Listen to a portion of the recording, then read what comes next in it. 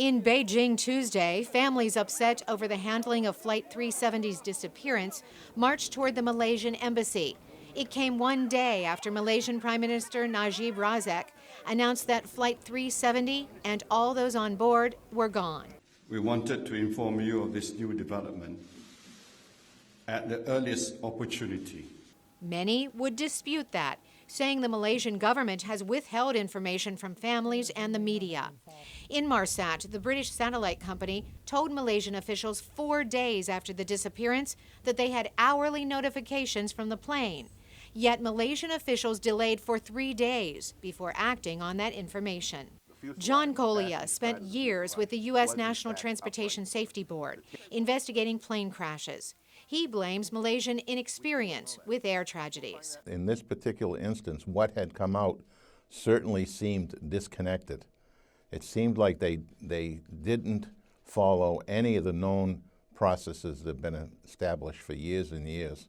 Neighboring countries were quick to join the search, but slow to share radar or satellite information with Malaysia about possible sightings. Bud Musser used to fly the same Boeing 777 throughout Asia.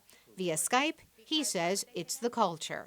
To save face, to not let the Indians or anybody else know that we have some weak points, or we had people asleep on the radar.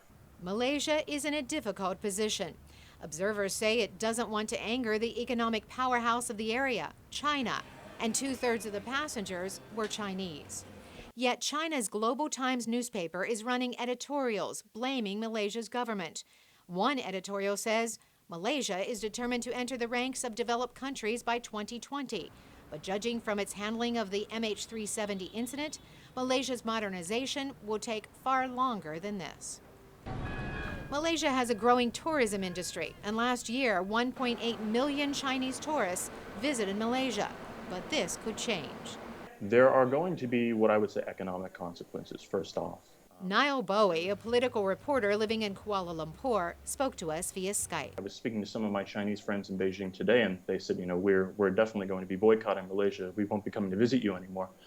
So I think to some extent, Chinese have a groupthink, and when it comes to this kind of scenario, so I think it could lead to a lack of trade between Malaysia and China at the very worst.